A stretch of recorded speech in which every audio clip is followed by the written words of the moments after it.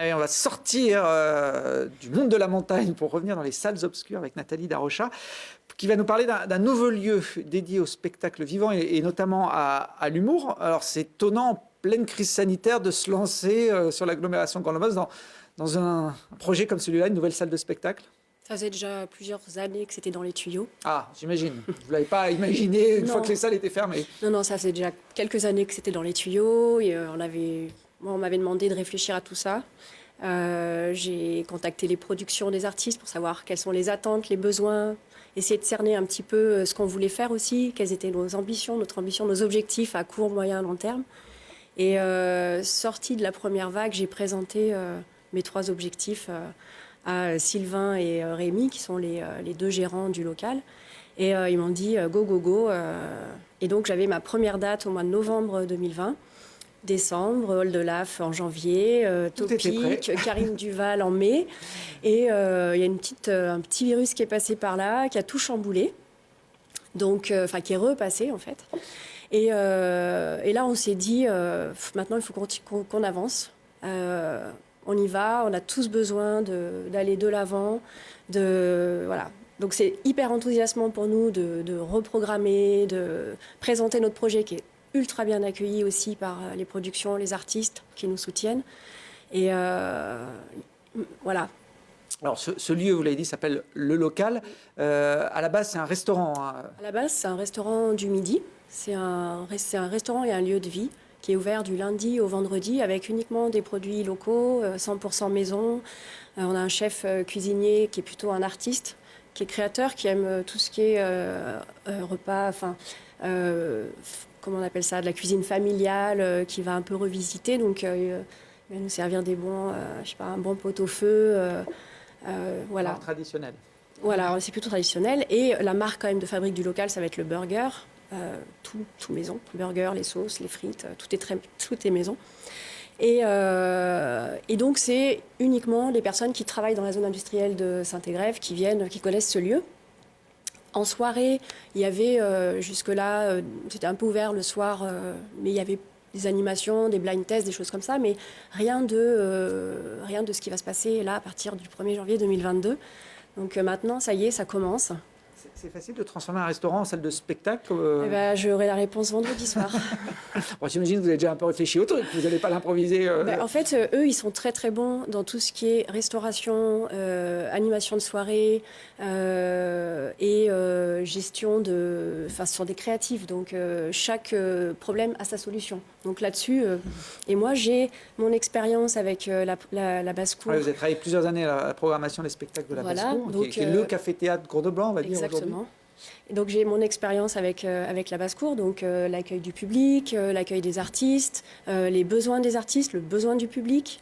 Donc en fait on mélange tout ça et puis vendredi c'est le saut, donc c'est l'inauguration. Voilà. Et pour l'inauguration, Sophie et Alexandre, tenez-vous bien, ce sera ni plus ni moins que Céline Dion.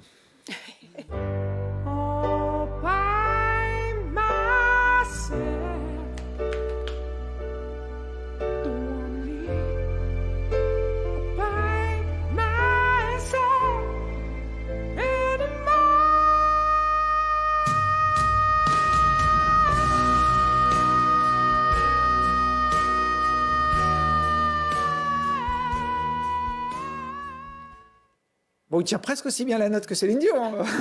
J'ai le numéro de téléphone de Céline Dion. Ça Tony Parker, il passe à la trappe. J'ai gagné mon après-midi. Oui, alors ce qui est bien avec Philippe Roche, donc, au départ, on avait prévu un plateau d'artistes. Ils étaient 6 sur scène, dont Philippe Roche, il est peut-être pas au courant, mais avec 2 musiciens. Sauf que là, tout le monde est cas contact, donc gérer 8 artistes. C'était pas possible. Donc ça a été décidé il y a 10 jours que ce serait Philippe Roche tout seul avec son spectacle. Et en fait, c'est hyper pertinent parce que la programmation du local, c'est des concerts et de l'humour.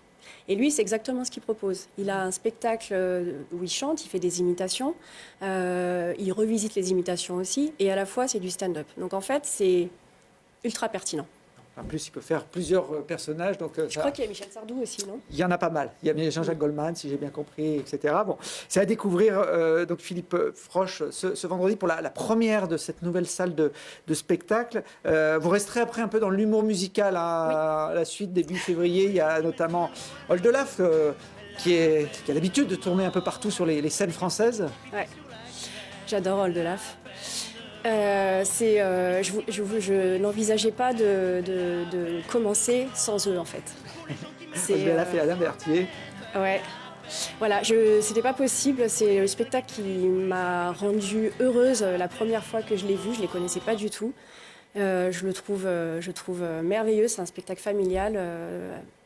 C'est mon spectacle coup de cœur. Ça sera à découvrir le 4 février. Le 4 février. Au local. Il y aura Karim Duval, humoriste lyonnais, le 12. C'est un artiste exceptionnel, vraiment. Non, mais en fait, c'est que des gens qui sont... Karim Encore Duval, heureux que vous soyez convaincus, parce que c'est vous qui les faites venir. Karim Duval, c'est une personne extrêmement généreuse, qui a tout de suite dit oui, aux conditions que je voulais, qu'on pouvait. C'est du stand-up intelligent. Il traite le sujet de la génération Y avec brio. C'est quelqu'un de très intelligent, qui est très drôle, en plus d'être intelligent. Il est beau, qu'est-ce qu'on peut dire de plus? Ça me suffit, moi ça me suffit. Je n'irai pas voir.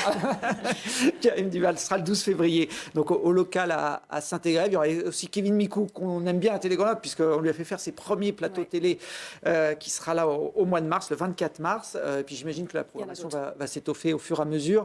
Le local à Saint-Égrève, c'est un beau défi de lancer comme ça, dans cette période un peu tristounette, une salle où on va se marrer tout au long de l'année. Bon courage, Nathalie, pour aller trouver des artistes qui attirent le monde. Il y a combien de places au maximum? 250. Ah oui, quand même, donc il faut la remplir. Il faut la remplir, mais on va la remplir. Bon, je ne mets pas la pression.